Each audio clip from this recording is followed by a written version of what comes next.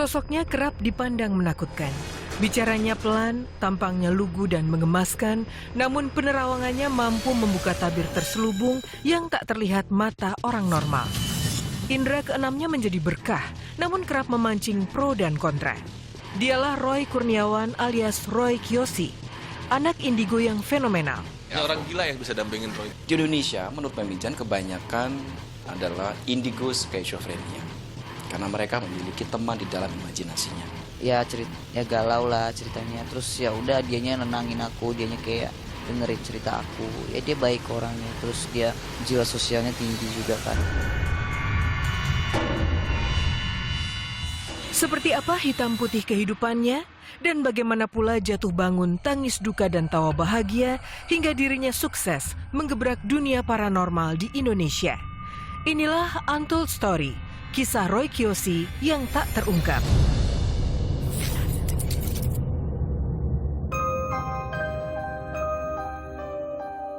Paranormal, cenayang, dan peramal.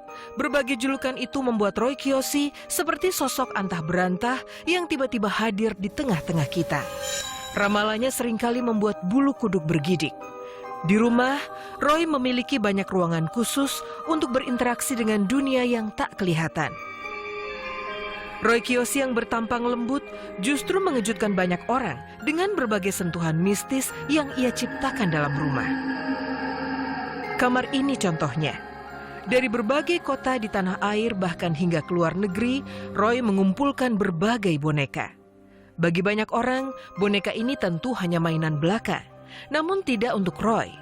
Inspirasi, penglihatan peristiwa yang akan terjadi kerap ia dapatkan di sini. Hasil lelang eBay, karena pemilik sebelumnya merasa terganggu dengan boneka ini. Jadi dia sering ditampakin diri. Yang di sini sih nggak ada yang scary ya, semuanya baik-baik.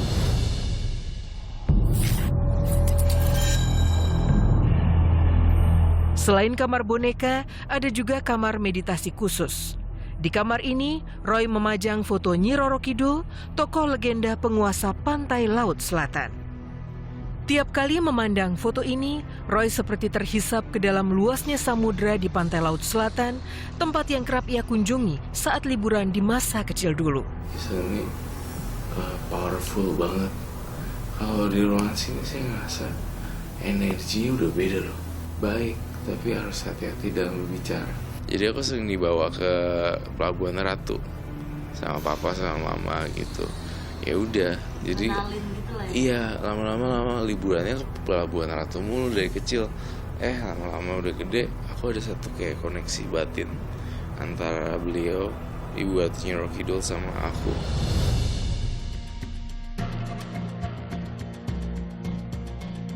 Namun tidak semua kamar beraroma mistis. Di rumah ini, Roy Kiyoshi juga membangun sebuah tempat ibadah untuk menyembah Sang Pencipta. Banyak semacam patung-patung itu dipercaya. Jadi tuh aku kan kerjaannya bahaya banget kan. Ada serangan-serangan dan segala macam. 3 patung biku mirip manusia asli. Aku pesan langsung dari Thailand.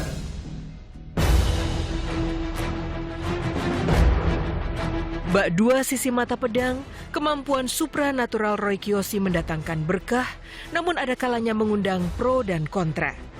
Bahkan gara-gara mempublikasikan penglihatannya lewat channel Robi Purba, hubungan persahabatan Roy Kiyoshi dan Ruben Onsu menjadi hancur berantakan. Inisial R yang dipakai Roy untuk menunjuk sebuah tempat usaha kuliner yang memakai pesugihan, diterjemahkan sebuah akun di dunia maya sebagai tempat usaha Ruben Onsu.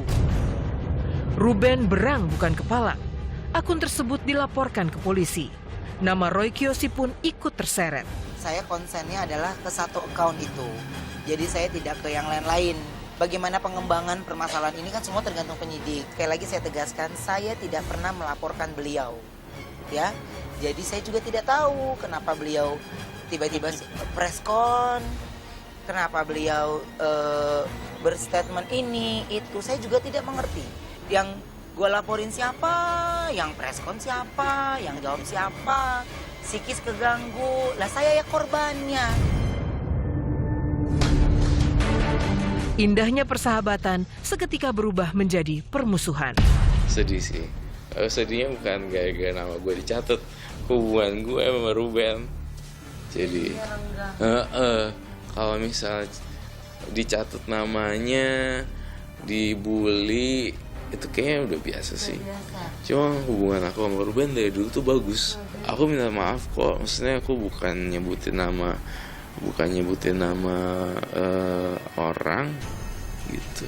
Dan di pikiran aku nggak ada itu sih, nggak ada pikiran Ruben, karena Ruben is the best.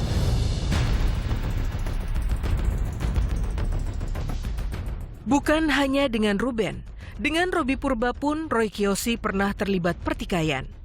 Robby Purba yang menjadi partner kerjanya seketika marah dan melampiaskan kejengkelan hati di media sosial karena menganggap Roy Kiyoshi mengkhianati profesionalisme kerja. Roy lebih mementingkan terbang ke luar negeri untuk memoles penampilan. Aku sering bolak-balik ke sini, nggak pernah bosan liatin Menara Eiffel karena bagus banget.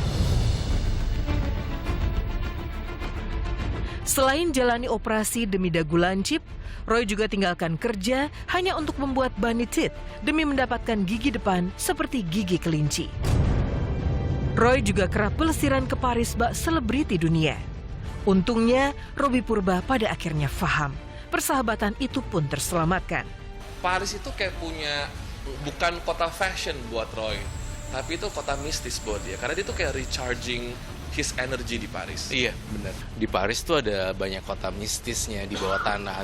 Underground di Paris ternyata tuh kuburan massal. Sebagai anak indigo, tingkah laku dan gaya hidup Roy Kiyoshi memang tak mudah dipahami. Bahkan Roy sendiri pun sempat menolak kelebihan sixth sense yang ia dapat sejak dilahirkan. Lalu seperti apa berbagai fakta mencengangkan kehidupan Roy Kiyoshi sejak lahir hingga sekarang? Benarkah Roy pernah tak tidur selama 6 bulan? Kapan Roy mulai menyadari kemampuannya bisa melihat dan bertemu makhluk gaib di rumahnya? Tetap di Untold Story, kisah selebriti yang tak terungkap.